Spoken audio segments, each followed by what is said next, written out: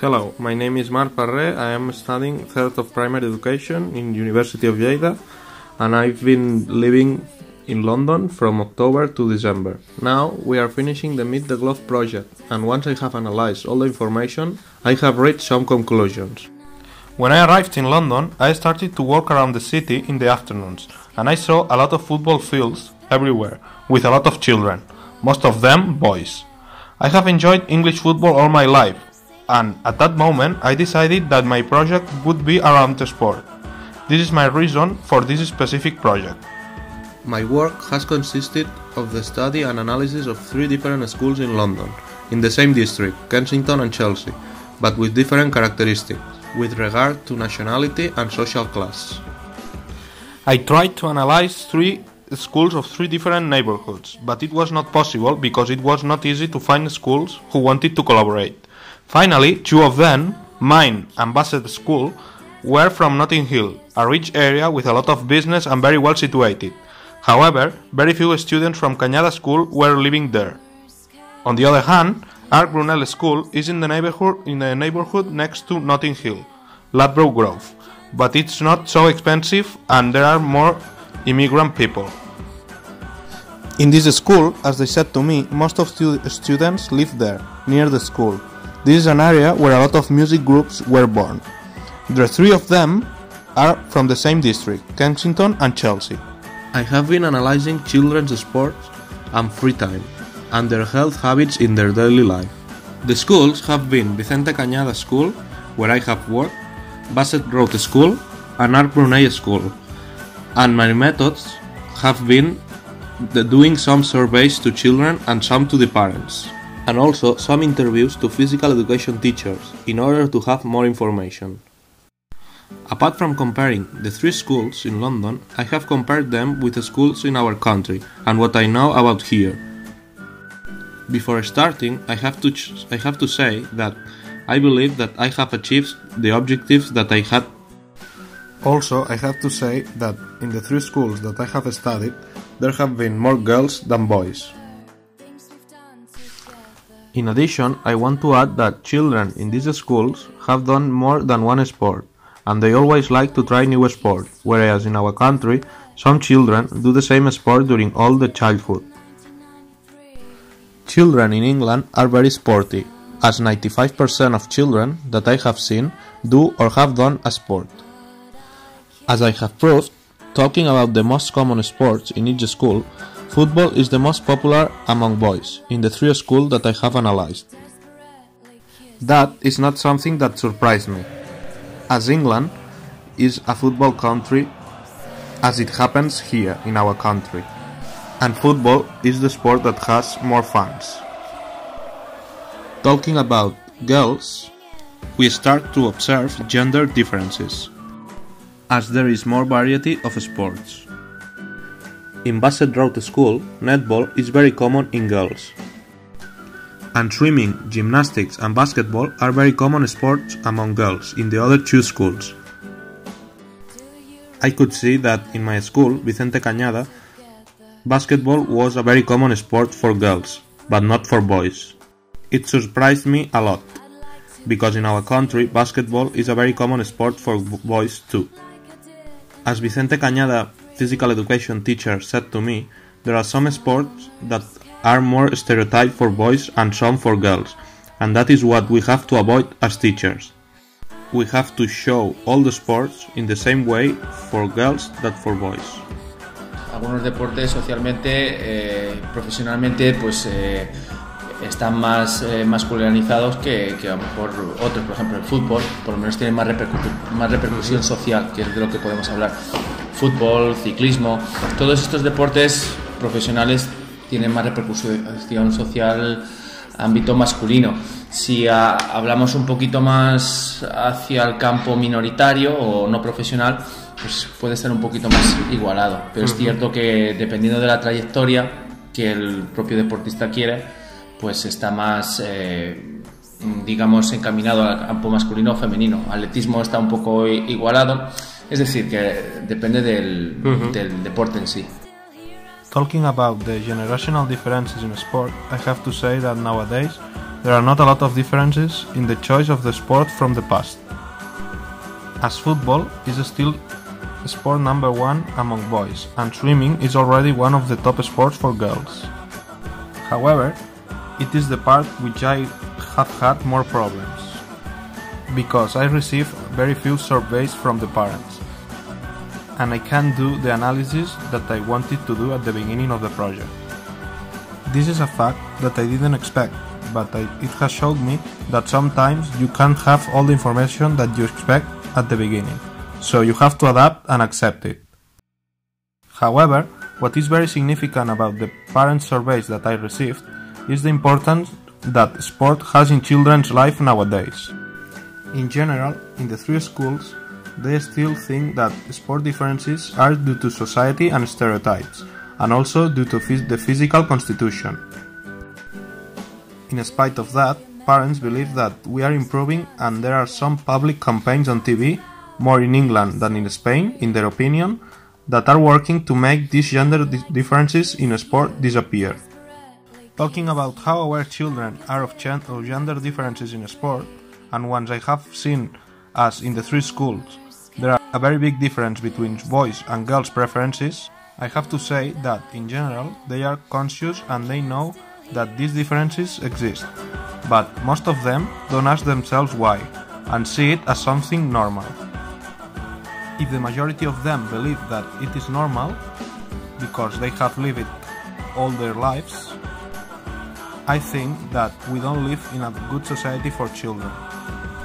Some of them, on the contrary, criticize this and try to find some solutions in order to any boy or girl can have the possibility to do the sport that he or she wants, which is very positive for me.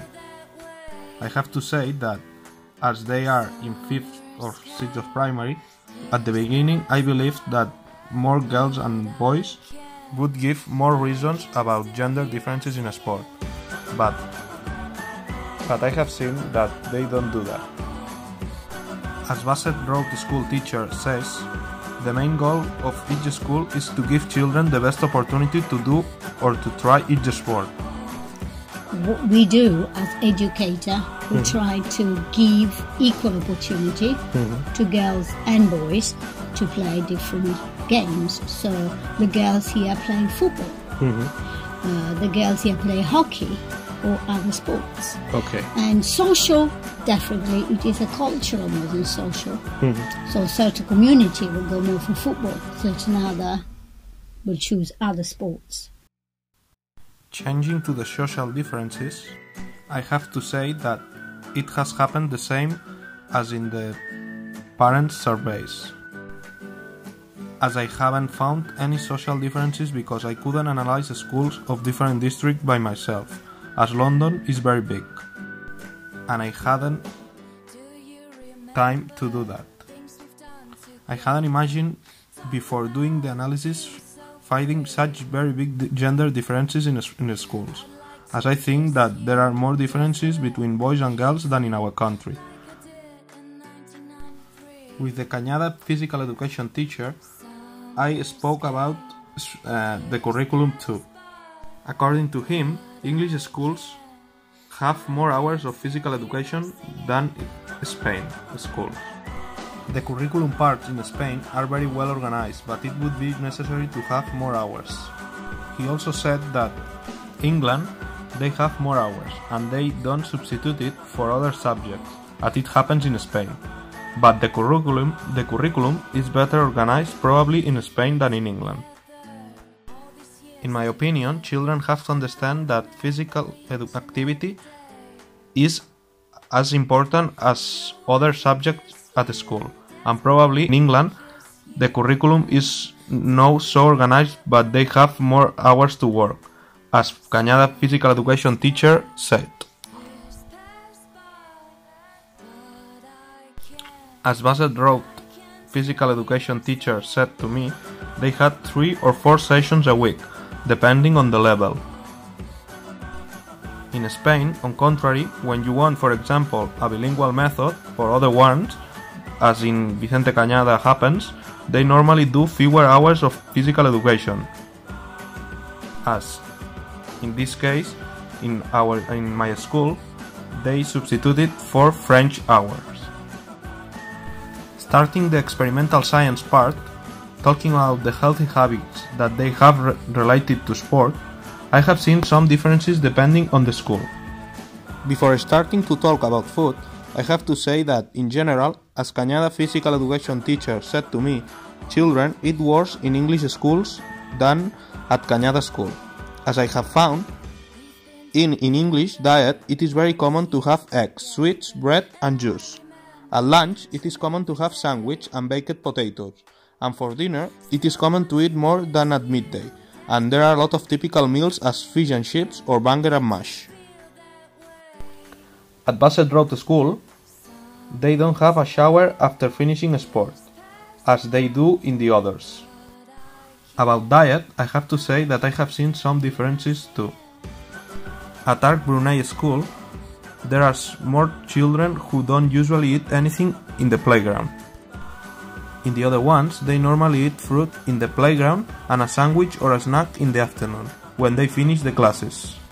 According to what I have seen, sweets are not common in children's diet in England, as very few children have said to me that they eat sweets at the school or in the afternoon. And for Healthy Style, at the beginning of the year, we do fitness session with them, where we do different tests, blip tests or other tests, where the children can start to understand what it is, getting fit, being fit and active more than fit, because it's a primary school. As Bassett Road physical education teacher said to me, they even do fitness sessions at the school at the beginning of the course, which is too much in my opinion. Linked to that, something that surprised me a lot about their diet is that more than a half of them in the 3 schools believe that the sport is more important for them because of the health than because of the funny side, which has driven me to the following question. Is our society too hard talking about fitness? Probably the advices on the TV and the stereotypes are so hard that they see sport as something necessary to be fit. For example, football players or professional sport people has an image that children associate with sport to be like them, and they don't see sport as something to be funny and have a good time. It is very dangerous because it can be linked to eating disorders, and we have to be very careful about that. Sport must be the first of all the funny activities of the day. And of course, it has to be the physical activity of the day, but in this order. Talking about the hygiene, the majority of them have a shower after finishing a sport, except in Bassett Road School, where half of children, boys and girls, said no, what I couldn't understand why. Finally, as a conclusion, I have to say that this project could have been continued with more information if I had had more time and resources. I have discovered the main sports in each gender and the difference between both. I have also observed diet and health habits in the 3 English schools. However, this work is not totally ended, as now I have more questions to answer. For example, I would like to know more information about sexism in sport, and if professional sports women in England are considered as badly as here. Also, I would like to do a more extensive research related to the diet there, in order to compare children's physical activity in England and Spain. To sum up, I have to say that it is a very interesting topic which I have enjoyed a lot, and with a lot of information still to discover. Now that the video is finishing, I have to say that I enjoyed myself a lot doing this project, as it was a very interesting topic for me. It has been a very useful experience, as it is the first project of this type that I have done. I am very grateful to all the people that have helped me in the search of information, and I will try to be as helpful as them when I'm a teacher myself. Thank you very much, and I hope you like my project.